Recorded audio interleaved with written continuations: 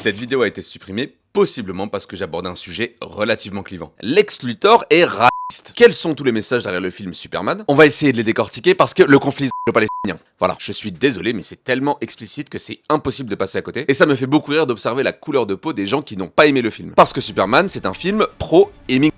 Et oui. Bon, jusqu'ici, je suis d'accord, je vous apprends rien, mais on va y aller étape par étape, et malheureusement, je vais spoiler. La scène la plus importante du film, c'est l'interview scénarisée entre Lois et Superman, dont on a eu un petit extrait en bande-annonce, parce que c'est ce dialogue qui nous pose la situation initiale du film, et surtout la toile de fond. Superman est accusé d'intervenir dans des conflits géopolitiques, sans se préoccuper du contexte, chose à laquelle il répond que des gens allaient mourir et qu'il devait les sauver. Si on part du principe que Superman, paradoxalement, représente notre humanité dans ce film, cet échange peut potentiellement faire écho à toutes les fois où des personnes ont pris parti sur un conflit, un certain conflit, et qui ont été blâmés pour avoir supporté les pastèques, sans tenir compte soi-disant du contexte. Mais tout ceci est agrémenté par une intrigue majeure en toile de fond. Superman tente de s'opposer à l'invasion d'un pays orchestré par Lex Luthor, pardon. Mais tout ceci se fait sous les radars, grâce à l'aide de Vasil Gurkos, le dirigeant Boravi. Bon, vous l'aurez compris, même si James Gunn affirme que le script avait été terminé avant le 7 octobre, le cauchemar vécu par les habitants de Pastek existe depuis bien avant le script. Ah, et oui, Lex Luthor est raciste, car si on remplace les mots méta-humains par étranger, toutes les répliques ont un autre sens, du genre « je n'aime pas les méta-humains, mais ils sont très utiles ». Et d'ailleurs, en anglais, c'est intéressant parce que quand il parle de Superman, il dit « he's not a he,